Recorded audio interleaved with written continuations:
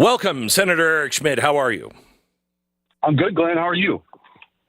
Well, I'm really good. I got a couple of things I need to ask you. First, one that everybody is asking, and I am sorry that that I have to bring this up. But is there any relation between you and John Jacob Jingleheimer Schmitt? Well, his name is my name too. And whenever we go out, all right, good. Whenever we go out, the people always shout, "There goes John Jacob Jingleheimer Schmitt." Yeah. Yeah. Okay. Good. So, first of all, let's start with the Mayorkas thing. It's coming now over to the Senate late February, according to Schumer. I think there's plenty of reasons for him to be impeached. One is just lying to the American people over and over again in front of Congress under oath that the border was secure when it clearly wasn't. But is this going anywhere in the Senate? Well, we'll see. Schumer issued a statement yesterday. The process would be it comes over, the House managers literally will walk it over. It's received by the Senate. And what's supposed to happen is all the senators then are immediately sworn in as jurors. And we act as jurors in a trial. Now, I suppose Schumer could try some sort of some trickery to try to table it or dismiss it or something. But the way it's supposed to work is we're supposed to hear evidence and ultimately make a decision. Now, it would take a supermajority, not a simple majority, to convict. Right. So we'll see if the Democrats ultimately sort of, rally here. But I do think there's a lot at play. I mean, one of the things that in this debate about this so-called border security bill, which is a total disaster and actually made things worse and weakened our immigration laws. But one of the things that's on the books right now is this ability for parole, right? You can parole people in the United States. It's supposed to be extraordinary. It's supposed to be individualized, a case-by-case sort of basis. Mayorkas and this administration have paroled entire classes of people from, just because they're from a particular country. That's a clear violation of law. He's obviously lied before Congress. Right. And so we'll see what those articles of impeachment look like. And then as jurors make a decision based on the facts and the evidence and, upholding our oath. So there has been so much going on. I mean, I listened to the news this morning, and it was all about the different cases against Donald Trump. Lawfare is the way of the future, it seems. This is, I wish the Democrats would take their blue jerseys off for a minute and look at this in a way of how does this affect our republic long term? We have never, Glenn, ever seen anything like this. I think Trump derangement syndrome is real. These people have completely lost their minds and are willing to do almost anything to not allow the American people to send Donald Trump back to the White House. Because if the election were held today, I think that's exactly what would happen. And I think he's going to win in November. I think they know that. And I think that's why this desperation you see is playing out, whether it's trying to kick him off the ballot. Now, that case was argued, I think that was early last week before the Supreme Court.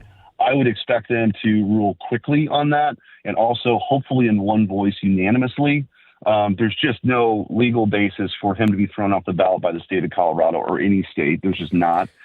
That's one piece of it. And then trying to throw this guy in jail for the rest of his life is it's totally insane. So this is the kind of stuff, Glenn, if it were happening somewhere else, our State Department will be warning us about it. This is banana republic kind of stuff. Yeah. All right. So let me switch to the 25th Amendment. They tried to do this to Donald Trump, and the media brought on experts and everything else, said how senile Donald Trump was getting, et cetera, et cetera. Obviously not true. This one you can see. I mean, this is not a conspiracy at all. This isn't made up. This you can witness firsthand. And it is terrifying as a citizen to watch a man in charge. But I don't actually know if he is in charge. I don't know who's running the White House. But normally, no matter who it was, right or left, I would be raising the same alarm saying, this is dangerous. But we also have a replacement who, Kamala Harris, is, I don't know if she'd be any better. She'd at least be alert and there, but I don't know how good she'd be. But the 25th Amendment has to be invoked by the vice president, right? And the cabinet? That's right, a majority of the cabinet. So the president, under the 25th Amendment, can do it his or herself. I mean, that's not going to happen. Or initiated by the vice president, voted on by a majority of cabinet members, essentially, and then that goes to the House and the Senate. Now, there's a little back and forth, theoretically, if this played out, between the president saying, no, wait, I am competent, and them saying, no, you're not competent.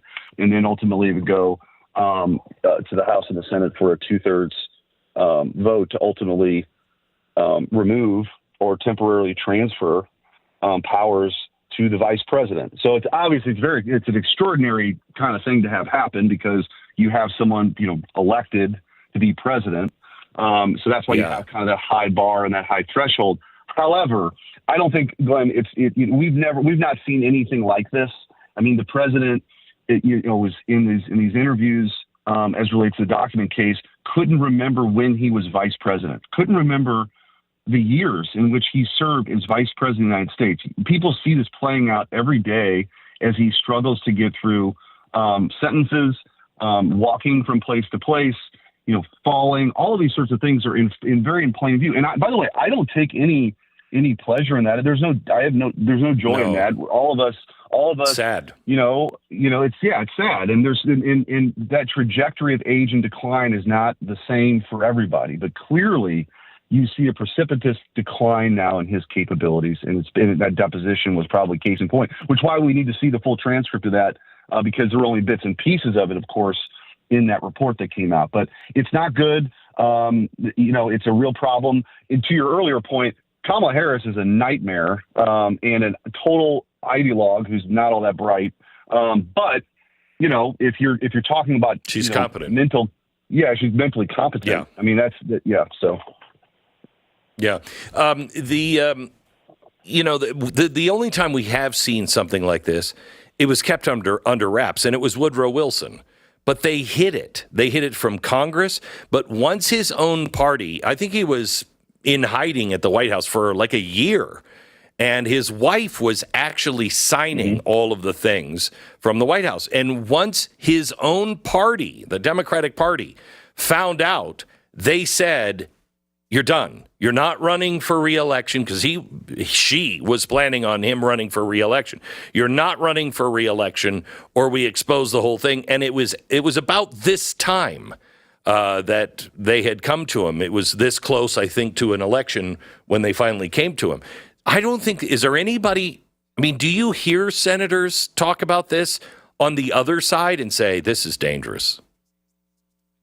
Yeah, I think that they, in private moments, will tell you that this is not the same Joe Biden, certainly that they served with, some people that served with him, or even just a few years ago. It's just not. It's obvious. But to your point, with Woodrow Wilson, who, by the way, I would argue is maybe our worst, probably is our worst president in American history.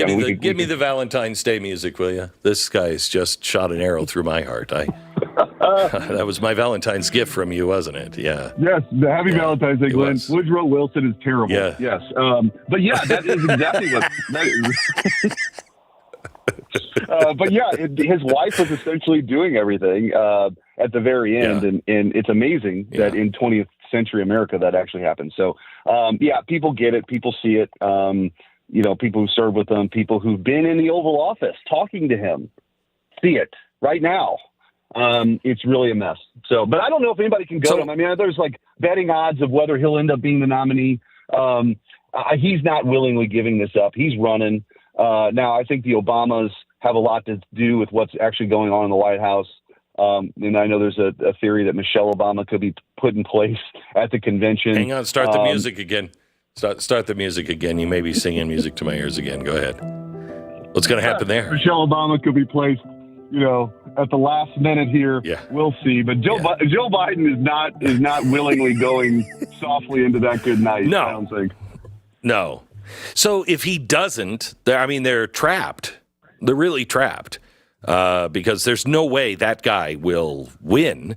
Think about how fast he's declined recently to now.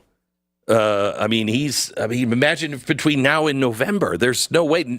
From November to January, I just don't think the guy's going to make it.